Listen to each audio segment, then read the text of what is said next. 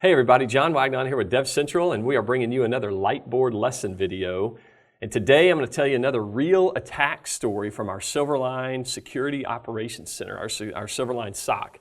And so we have a financial institution that is a customer of ours. They're a Silverline customer, and they were the victim of a DDoS attack, and we came in and we saved the day. So I'm going to give you a quick rundown of what happened here.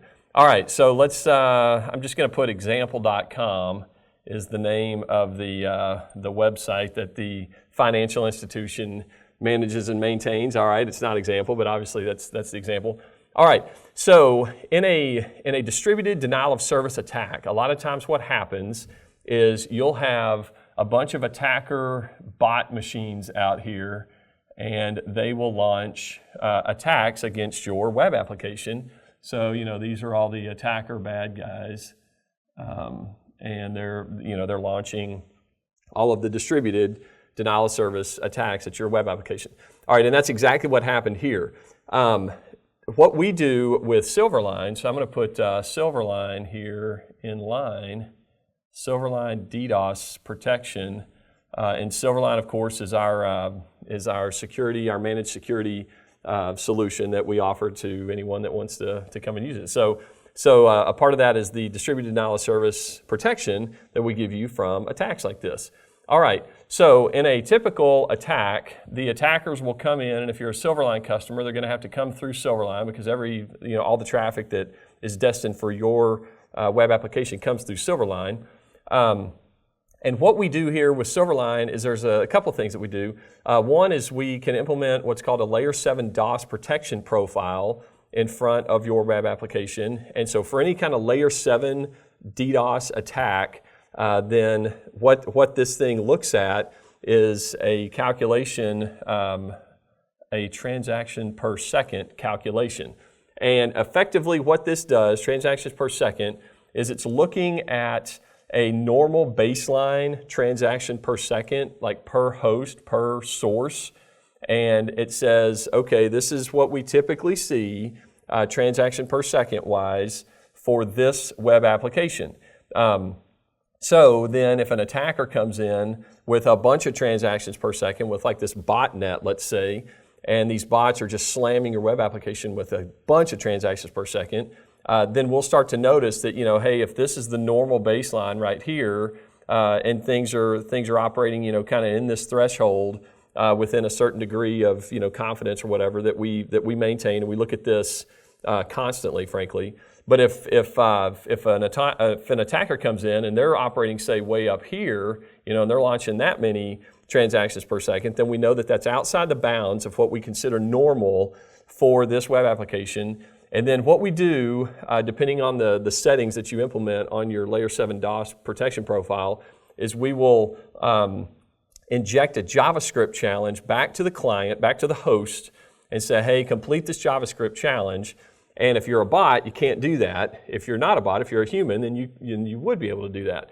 All right, so we inject a JavaScript challenge.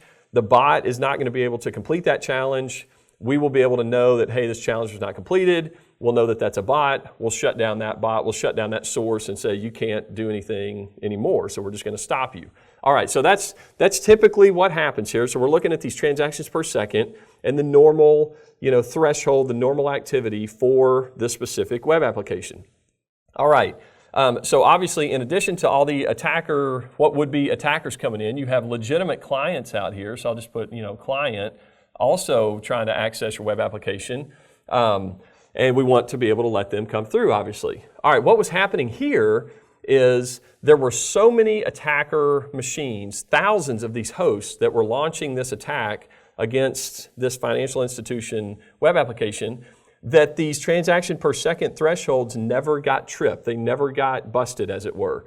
And so essentially what that means is that each of the attacking bot machines were sending transaction per second, within the threshold. So it never flagged anything for us. It never, launched a bunch of, lights and sirens and all that stuff are not necessarily going off here.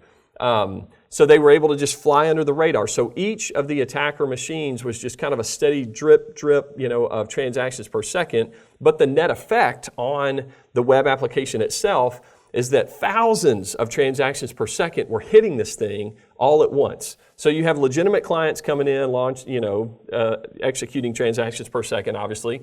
But then all of these attacker machines, just by the little drip, attack that they were launching, the net effect was this website just couldn't handle it, and it was intermittently going down. So that was one of the things that keyed us off, is it's like, hey, this website is going down sometimes, and then it's coming back up, and then it's going back down. So what's going on?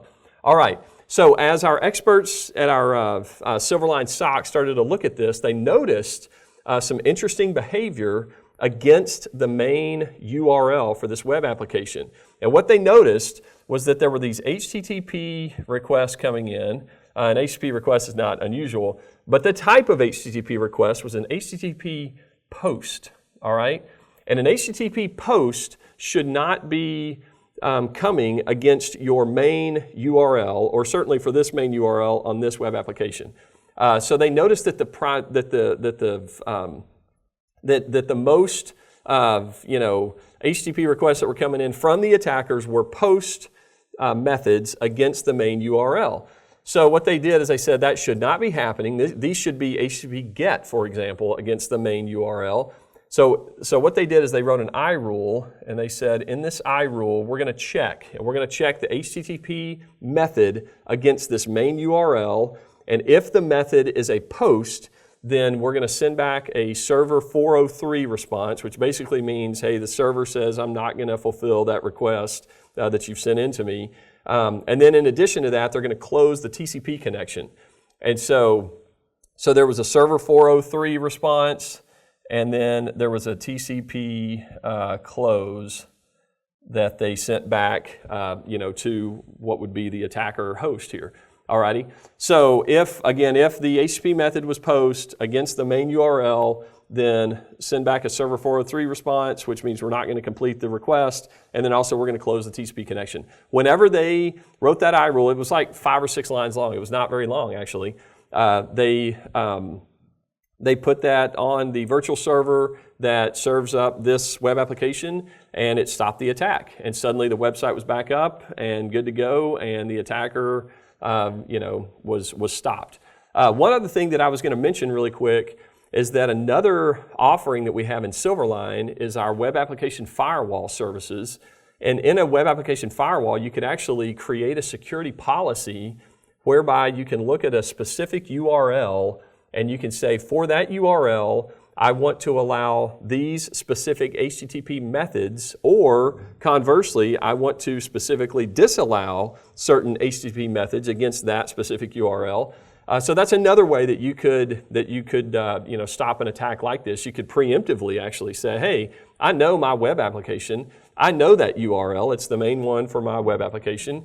And I know that an HTTP method against that URL should just be GET, or maybe a couple of other ones, but never a post.